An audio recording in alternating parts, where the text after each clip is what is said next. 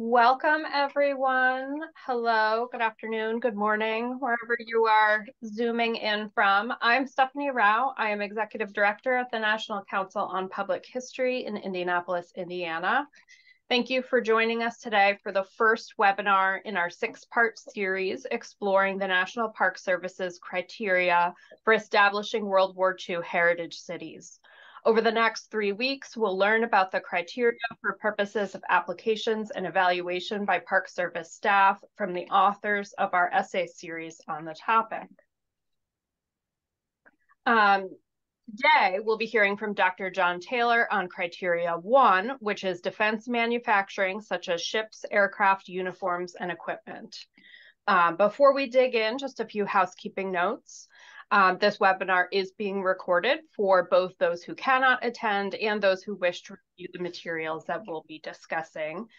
We will send the recording out for the webinar series just a few days after each one as we have time to process them.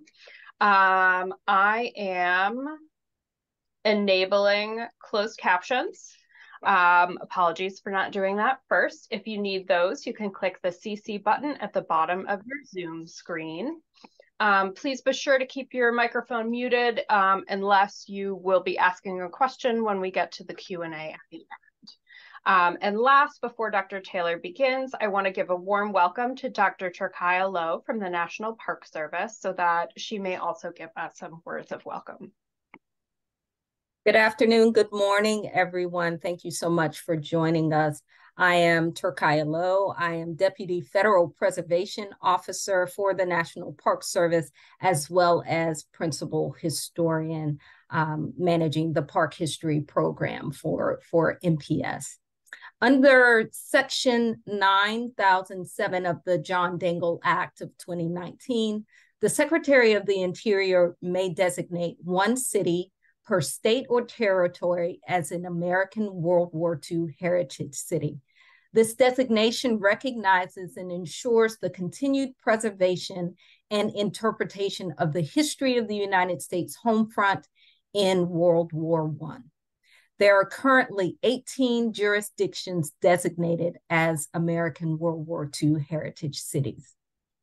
The criteria for becoming a designated jurisdiction are: one, contributions by that city or jurisdiction to the World War II home front effort, and two, the city's achievements to preserve the heritage and legacy of those contributions to the war effort and to preserving World War II history as a whole.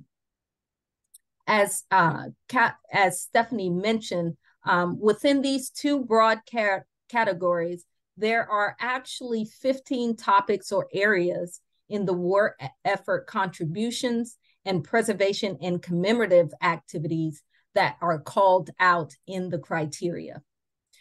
The National Park Service is very excited to partner with NCPH and the criteria essay authors like Dr. Taylor to further explore these specific topics. We hope that you are able to join us for the upcoming webinars, one of which is tomorrow, September 14th at the same time. For more information about the American World War II Heritage Cities program, we're providing links to the program website and to the individual criterion essays in the chat. You may also send us an email with specific questions to the NPS World War II Heritage Cities program at aww2hc@nps.gov. Thank you again for joining us. We're excited to have this partnership and looking forward to learning more about these topics. Thanks, Stephanie. Yes, thank you, Turkaya, for that warm welcome. And thank you to Kathleen Madigan for dropping the links into the chat for both the essay series and the Heritage City program. So please check those out if you're not familiar with them. Before we go on, Stephanie, I neglected to introduce Jason Okrasa. He is our new World War II Homefront historian. He's working directly with us with the program. And so he will be assisting both the program with answering questions related to Homefront, as well as any nomination questions that may arise. Thank you. Yes, thank you. And welcome, Jason. Thank you for joining us today. I am now happy to introduce Dr. Jon Taylor, who will be our presenter for today. Dr. Taylor served as historian and park ranger at Harry S. Truman National Historic Site from 1993 to 1998. He left the park to pursue a PhD in history at the University of Missouri-Columbia and graduated in 2004, then joining the history department at the University of Central Missouri in Warrensburg, located about 45 minutes to the east of Kansas City, where he had taught for the last 19 years. Taylor is the author of 4 books on the life, political career, and legacy of Harry Truman, including A President, A Church, and Trails West, Competing Histories and Independence, and Freedom to Serve, Truman, Civil Rights, and EO 9981. He is currently working on a book about Harry Truman's Senate career and is the author of several of our Heritage City Criteria essays. So welcome, Dr. Taylor. Thank you for joining us today. Hi, Stephanie. Good morning, good afternoon to everybody. I'm coming to you from the Kansas City area. Pleased to be with you all today, and thank you, Turkaya, as well for this opportunity. When we're thinking about, there are really 3 things I want to accomplish with the presentation today, and really kind of looking at the various federal agencies that oversaw defense manufacturing. In some ways, that gives us clues as to find out where particular projects, you can find out more information about them if you know which federal agency was kind of overseeing those projects. And then the second thing is looking at the significance of the defense manufacturing for World War II.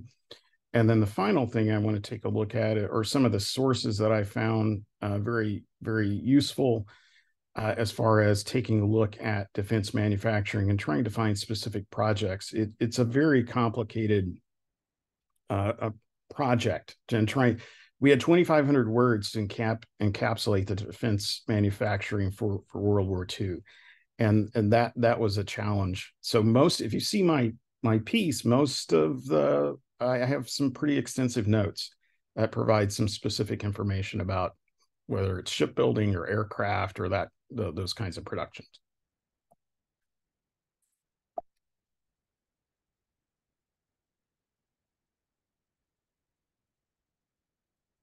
So in 1939, Franklin Roosevelt, really in response to the German invasion of Poland, announced a national emergency. And prior to that, he had created, with Congress's support, the War Resources Board to begin to think about how to organize for defense. So one of the important things when you're looking at defense production is that the United States is involved in defense production before December 7th, 1941. And I think that's something to most of us may be familiar with that, but the defense production was well underway prior to the United States entry into the Second World War. And so you have these various agencies like the War Resources Board kind of managing initial discussions about defense manufacturing. And one of the other things, approximately about 20 million Americans were in the industrial workforce by 1940. And that does rise and does increase because that industrial workforce has to support an eventual army of about 16 million people. So those are other things larger things to think about. So the National Defense Advisory Commission superseded the War Resources Board, as you can see there. And one of the other things is that I think Roosevelt and his advisors struggle about how to organize. And there are a lot of competing interests. So you have the military leaders expressing interest that we need these items. You have private businesses who are trying to maintain just consumer production while they're trying to pick up war production. So how do you balance that? And then you have Roosevelt's advisors who are trying to figure out the best path forward among all of these competing interests. So in May of 1940, Roosevelt delivered a fireside chat to Americans. And he essentially said, private businesses cannot be expected to make all the capital investment required for expansion of plants and factories and personnel, which this program calls for at once. Therefore, the government of the United States stands ready to advance the necessary money to help provide for the enlargement of factories, establishment of new plants, and he goes on. So the United States in May of 1940 has a commitment that it is going to fund defense manufacturing. So how does this play out? Coupled with the fall of France in June of 1940, Congress authorized the Defense Plant Corporation. And it's really under the Defense Plant Corporation by 1945, under the direction of military leaders, financed 2,300 defense building projects valued at $7 billion. And this is another thing that I think it's somewhat a little bit of a myth, I think, when we were thinking about defense manufacturing, where we see maybe Henry Ford converting an assembly line over to produce tanks. That certainly happened. Where you have private businesses converting over. Most of the defense manufacturing was done with the creation of government-owned, contractor-operated projects. So this is where the federal government acquires the land. They hire contractors to build a plant. And so they then turn that plant over to private contractors to have them manage the plant. And so most of the war contracts were done with this acronym, the GOCOS. One historian remarked, quote, "The result was a government and military financed and directed war economy carried out by big business," end quote. While it is true that private companies did convert their production lines, like Ford, to manufacture items for the war effort, it is more correct that during World War II, the, quote, "government-owned, privately operated model became the most important method used to build wartime factories," end quote. So most of the new plants that produced aircraft engines, as well as ordnance,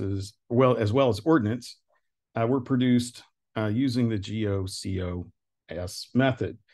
The Maritime Commission also used Defense Plant Corporation financing to construct shipbuilding ways and engines used to power ships.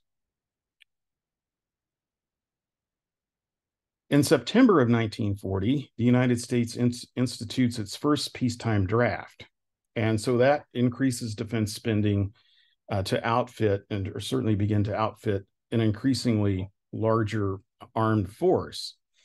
And so you see defense contracts coming to support really the folks that'll be the kind of the boots on the ground. In December of 1940, Roosevelt comes back to the American people and businesses, private businesses, and delivers what comes to be known as his Arsenal of Democracy speech. He said, "We must be the great arsenal of democracy. For us, this is an emergency as serious as war itself. We must apply ourselves to our task with the same resolution, same sense of urgency, the same spirit of patriotism and sacrifice as we would show were we at war. We must have more ships, more guns, more planes, more of everything." So he's encouraging Americans, American business, to support an increased defense manufacturing in everything. So here you can see some products of some of that early defense manufacturing spending. Chrysler Tank Arsenal near Detroit, production of the M3 tank, and the North Carolina Shipbuilding Company, which launches the USS Zebulon B. Vance. And that was really under the direction of the U.S. Maritime Commission.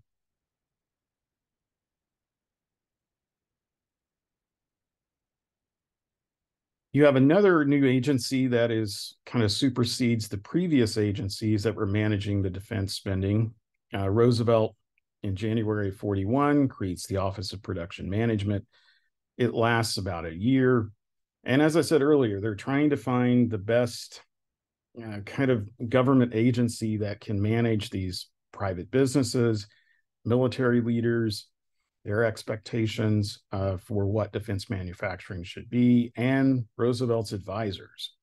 And so, as I said, that was a tall task to be able to try to harness. In March of 1941, the United States Senate created the Truman Committee, as it came to be known, that really investigated some of this early defense spending. And so Harry Truman and his Truman Committee traveled around the United States, looked at defense plants, and they found, some contracts were not probably done as they should have been. But the most significant thing that the Truman Committee did is that it really kind of played an umpire role between kind of these private defense manufacturing companies, Roosevelt's advisors, and the military. They would hold hearings about a shortage of aluminum or, those kinds of things. And so the Truman Committee became an important component in the defense manufacturing movement and trying to get as much efficiency as possible. In May of 41, Roosevelt amended the 1939 national emergency. And it's that proclamation which really put the United States on a war footing. It, as you can see there in the quotes, required the military, naval, air, and civilian defense to be put on the basis of readiness. So this increased, again, the focus on defense contracting. You can see some of the early, again, some of the before December 7th, 1941. These are products of really the institution of the peacetime draft, development of tents in Denver, Colorado, the Kane Manufacturing Company in Louisville, Kentucky, making trousers for soldiers.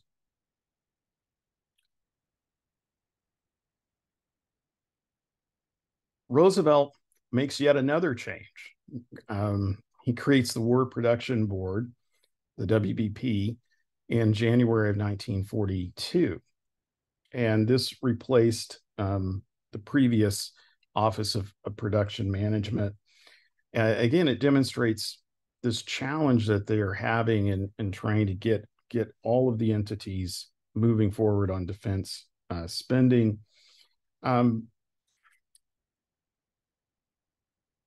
In this, when he created the War Production Board in January, he continued to press Americans and American industry to produce more airplanes, tanks, anti-aircraft guns, and merchant ships.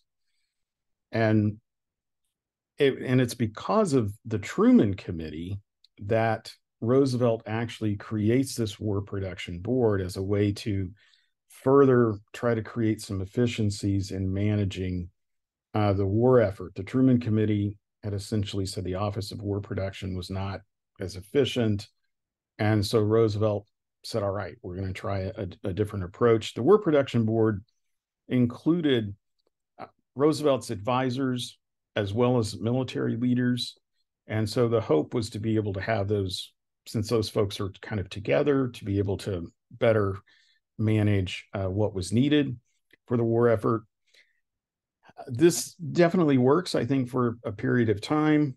But in May of 1943, there's another agency created, the Office of War Mobilization, which the Office of Production, the War Production Board continued.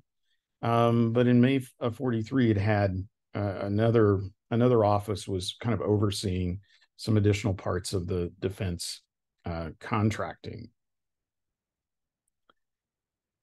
So Roosevelt's plea in January of 42 to build more planes, ships, ordnance plays out over 1942 and 1943. towards the end of 1942 and specifically 1943. That's probably the industrial peak of defense manufacturing production. And they definitely have human resource issues in terms of trying to find folks for defense industry. So these various agencies are constantly recruiting individuals to work in defense industry. And so in the aviation industry, as you can see here, here you can see the role of women. These are two different North American aviation plants, the one on the left-hand side in Inglewood, California, and on the right-hand side in Kansas City, Kansas. They were working on the B-25 Billy Mitchell bomber, as it was called. By 1945, 52 companies produced airplanes for both the Army Air Forces and the Navy, primarily through the government-owned contractor-operated plants, the GOCOs. There were also 12 companies that made aircraft engines located across the United States. One of the main companies that produced engines was Pratt & Whitney, which had its main factories in East Hartford, Connecticut, and Kansas City, Missouri. Another focus was certainly the development of ordnance. In Roosevelt's January of 1942 address, he stated he wanted to increase tank and aircraft gun production. And if you have trying to define what ordnance is, one military definition puts it this way, quote, ordnance is fighting equipment. It is the weapons, the ammunition, the armored and transport vehicles that give an armed force its striking power in battle, end quote. During World War II, the Ordnance Department, working primarily with the GOCOs, outfitted the Army and Army Air Force and the elements of the Navy, and it also worked with private contractors. Between 1940 and 1945, the Ordnance Department spent $46 billion on ordnance. And between December 7th, 1941 and 1945, the industry ordnance team furnished to the Army and 43 foreign nations 47 billion rounds of small arms ammunition, approximately 11 million tons of artillery ammunition, and more than 12 million rifles and carbines. Approximately 750,000 artillery pieces and 3.5 million military vehicles. So as you can see here, on the left-hand side, the Sunflower Ordnance Works, which is really located in DeSoto, Kansas, shows as Lawrence, Kansas, big ordnance factory. And then on the right-hand side, the Jeep production, which a number of companies were involved with. And this features the plant at Toledo, Ohio. You had small arms manufacturing industry plants in Maryland, Colorado, Iowa, Wisconsin, Indiana, Ohio, Missouri, Massachusetts, and Wisconsin, Minnesota, and Utah. So a number of ammunition plants and depots across the United States. In the January 42 address, President Roosevelt talked about increasing the number of ships. And he was speaking, really referring to merchant ships and naval combatant ships. The merchant ships were crucial to the war effort because they transported the ordnance. The Maritime Commission oversaw construction of merchant ships, and under the direction of Maritime Commission, they had about 9 shipyards across the United States. They were located on the east, west, and southern coasts, and they had 65 bays where ships were constructed. By the end of the war, the Maritime Commission had overseen construction of over 5,000 cargo ships, and those included Liberty ships and Victory cargo ships. 682 of those were delivered to the Army and Navy. Unlike the GOCOs that dominated aircraft and ordnance production, the Maritime Commission reimbursed the contractors for the shipyards and did not own the land. But as more ships were needed, some yards were constructed using the GOCO contracting method. The Navy had various ships in their own naval yards in places like Brooklyn, Philadelphia, and Norfolk. And so pretty significant in terms of the shipbuilding. One of the other things that you do notice, and this is the construction of the Booker T. Washington Liberty ship. There was also the construction of the Frederick Douglass ship. And these are definitely ways to, I think, encourage a number of Americans to participate in the war effort. Naming ships after African Americans, notable African Americans, I think was designed to get their support. And they are featured in the Office of War Information photos, as you can see here. These individuals here working on the Booker T. Washington ship.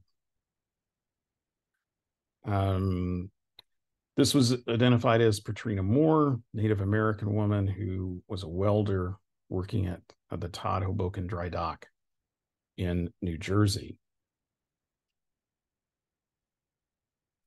So as I said, 1942 and 1943 kind of mark the high point in terms of industrial production, manufacturing production. But as you can see by this cartoon in 1943, there still are the issues of, who is driving the production. But it was pretty clear that the mobilization and the defense manufacturing had a significant impact on the United States. I mean, as we know, all of this defense spending ends the Great Depression. In 1933, there was about 25% unemployment rate. And by 1945, it's hovering about 1% or 2% of the population. Just to give you some numbers, in 1944, the United States produced over 96,000 military and naval aircraft, which was more than the German, Japanese, and British combined output. And they produced 60% of the Allied munitions and 40% of the world's arms. So it's a significant amount of opportunities for individuals to enter the war industry. Another significant impact is the migration of Americans.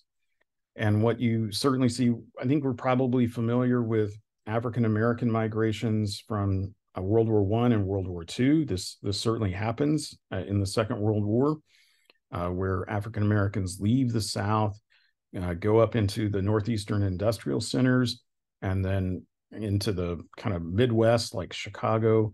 But what is unique about the World War II experience is that African-Americans do leave and go to the West Coast. And you can certainly see their numbers reflected in the war industry in specifically California, someone in Washington State as well. David Kennedy noted that 15 million, or 1 out of every 8 civilians, changed their county of residence from December of 1941 to the end of the war. So it was not just necessarily African Americans migrating. It had the migrations in the war industry had a significant impact on all individuals, moving about, trying to find a better lot in some of these war industries. 8 million moved permanently to different states after 1945. So the movement was certainly significant.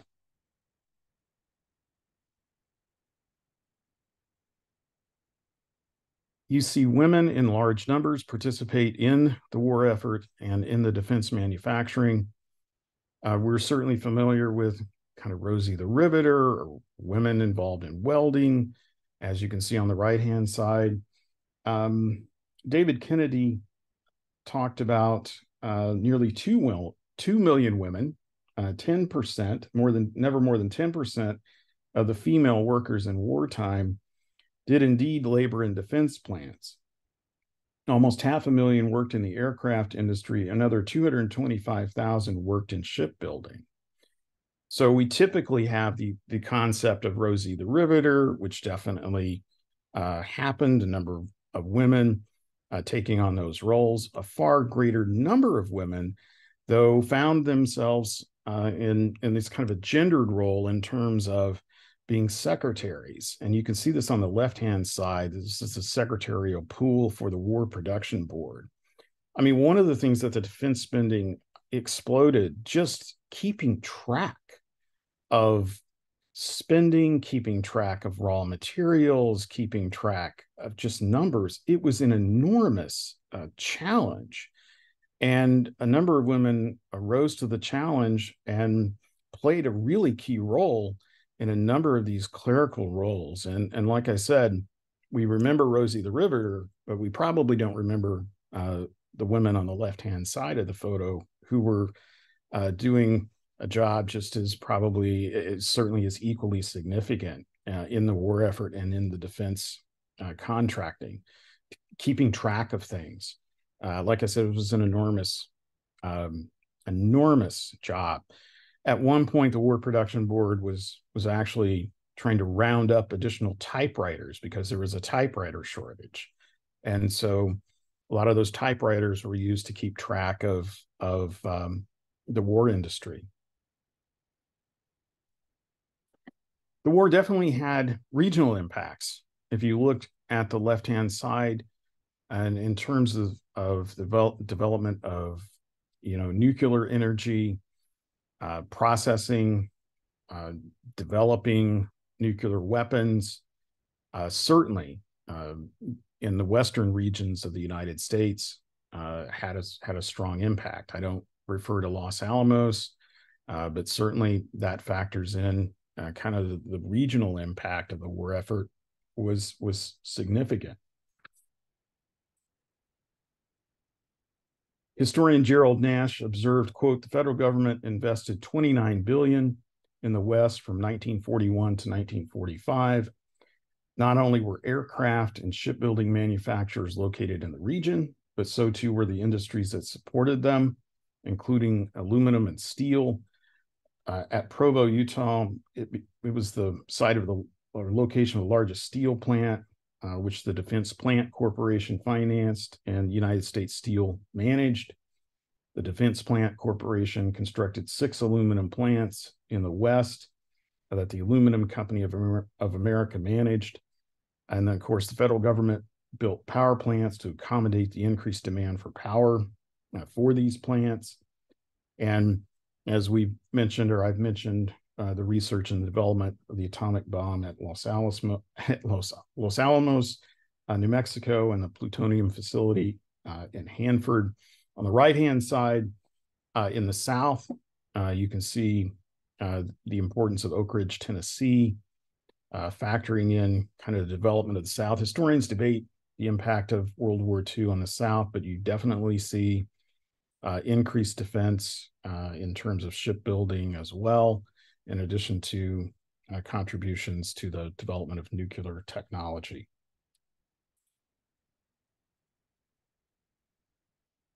Just a brief note on the sources. So if you're looking for information about defense manufacturing kind of in general, David Kennedy's Freedom from Fear is an important work that I always kind of look at first in terms of trying to figure out numbers or larger numbers and larger trends. Defense manufacturing specifically, Maury Klein's A Call to Arms really looks at a lot of those agencies that I mentioned to you earlier in greater detail and talks about their impact. If you're looking at specific aircraft plants, I call it kind of the Green Series, and this is a series published by United States military historians, kind of the official record of World War II. They publish and have published and researched phenomenal information that gets very granular and in some cases very specific about discussing a particular plant, how many people were there, how many planes they produced, So there are two kind of, or at least one important resource there coming out of that series, Irving Britton Holly Jr., Buying Aircraft Material Procurement for the Army Air Force. If you're looking at ordnance, which again was far-ranging, the development of ammunition all the way to Jeeps. There are a couple of really important books, Constant McLaughlin Green and Harry C. Thompson, just looking at the ordnance. And as I said, they get very specific in their analysis of various plants and their production, and go into whether or not they were government owned, and goes into those into very significant details about those plants. If you're looking at shipbuilding, Frederick C. Lane's book, Ships for Victory, which looks at the role of the U.S. Maritime Commission and the development of their ships, and Thomas Heinrich's Warship Builders and Industrial History of U.S. Shipbuilding. All right, and with that, I'll take any questions that you might have. So thank you very much.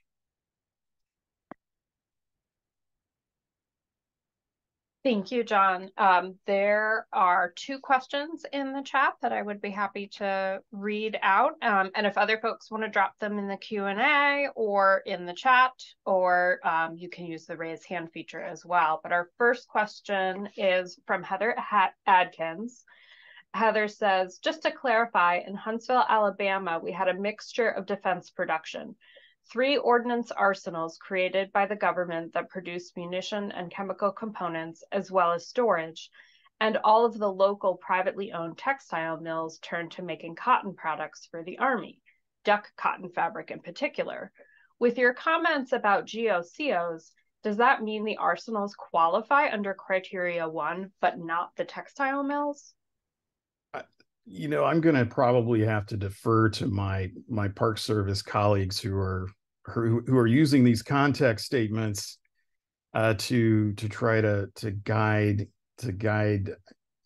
you. But I mean, if they were involved in war production, I would think that probably falls. They don't necessarily have to be government owned. I mean, you could have a private contractor that had a government contract. Mm-hmm. And I would suspect that, I showed you the examples of the tent manufacturing and the trousers, and I suspect those were private companies, but they got a government contract, and that to me would qualify. But I'll defer to my Park Service colleagues who have to interpret what we have written. And the second question here, let me also read that one out, because I think the second question here is also for our Park Service folks.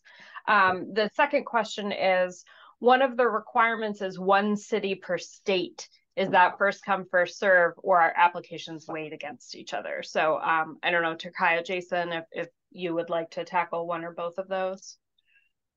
I can tackle the questions related to the description for the criteria. There is no limitation based on ownership or who is doing the activity. So whether it's government or it's private industry has no bearing on whether or not it is a description or justification under one of the criteria, right? So don't feel that there is a limitation to place, to adjudicate specific types of contributions based on whether or not it was a government-owned facility or private facility. It's more about the place in which it's occurring and the overall effort of the place for that. In terms of the designation, the requirements, only 1 city or jurisdiction can be designated per state or territory. That means that if we receive multiple applications For a single state, it is then competitive. If we receive one application for that one state, then it is not competitive in terms of comparison to another location, but only in comparison to how it meets the criteria itself.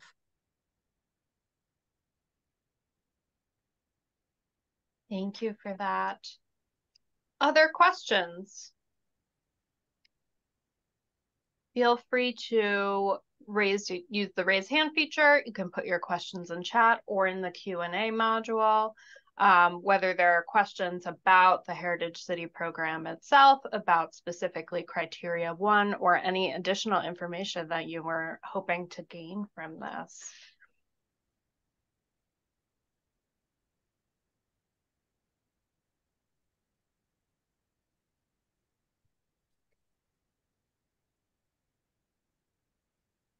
All right.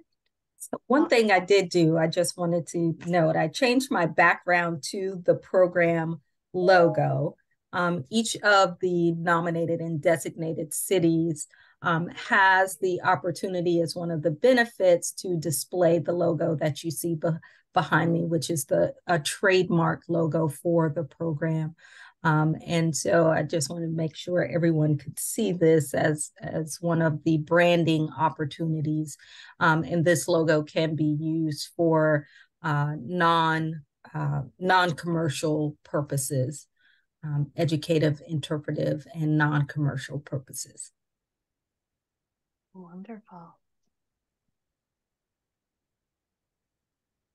Thank you so much. Well, I don't want to keep anyone, but I am putting my email in the chat. If anyone has follow-up questions that they would like to make sure we get to Dr. Taylor or to our colleagues at the Park Service. Oh, one more question popped in. What is the application period? Turkaya, do you have that information handy? Yes, so we actually just closed the application period for 2023. Applications will reopen on January 1st for 2024. And we usually give 5 to 6 months of an application period for this program. So right now we are processing the applications that we did receive for recommendation to the Secretary of the Interior, and she will determine if she would like to make any designations for 2023. Wonderful. Thank you so much. And just for folks who are interested in more of the series, we will be joined again next week by Dr. Taylor for another webinar on Criteria 7, and then on the 22nd for Criteria 8. And tomorrow we will be hearing from Kurt Peeler on Criteria 2, production of foodstuffs and consumer items for armed forces and home consumption. If you registered for this webinar, you already received the link for tomorrow's, and we will send reminders for the ones next week and the week after, the day before as well. And we have another question in the chat, John.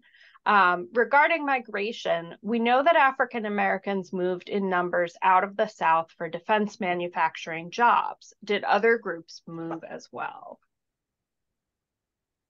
I mean, the numbers, I think, in terms of, particularly at that particular time in American history, African Americans were the largest minority population. And so those numbers, I think Kennedy refers to in his book, and that's kind of what was tracked, I think, at the time. And there's movement back and forth, and among all races in terms of being able to leave sharecropping. I mean, the South was still wrapped in sharecropping in the 1930s until early development of tractors. And so the war industry certainly offered an opportunity for folks of all races and colors to leave the South and work better. I know there are photographs. What's interesting,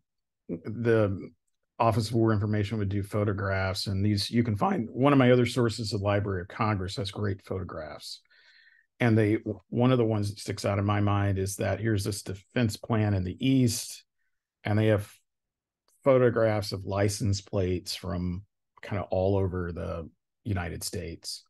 So it just shows kind of the migrations of people to the East, the Midwest, and to the far West in some cases.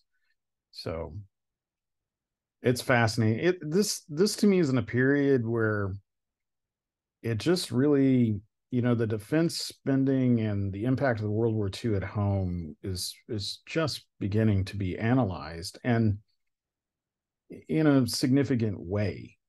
And there's just so much material to look at, and I think it's really staggering. And I think there's a lot more that will be written about the impact of the Second World War. I think we've only touched the surface. I mean, you saw the women, in their secretarial roles creating documents, and those documents in that photograph still may exist somewhere in the National Archives. And so it is just an amazing, to me as a historian, it's kind of a crushing amount of material to try to have to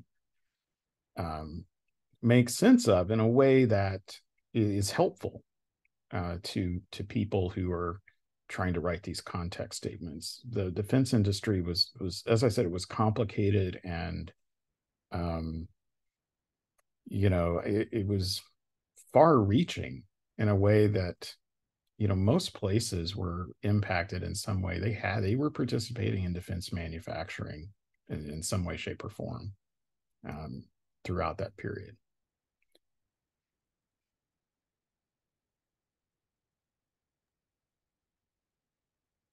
Thank you again. Any other questions, comments, closing comments, Cherkaya?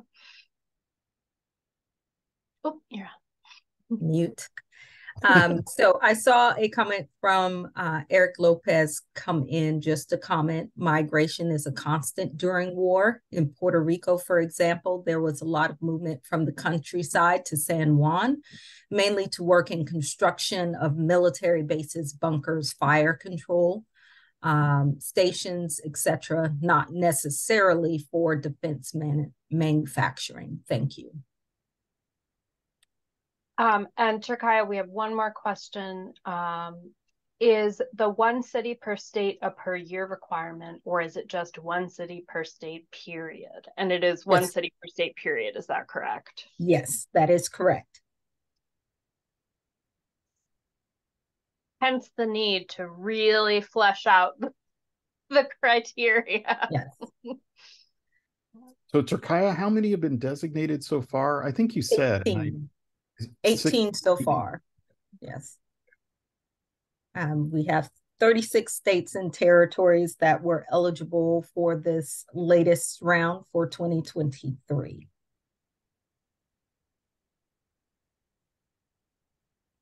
Well, thank you once again to everyone who joined us today. Thank you, Dr. Taylor. Thank you, Dr. Lowe, for joining us and for sharing this wonderful information. And I hope that we will see some of you again tomorrow and the week after.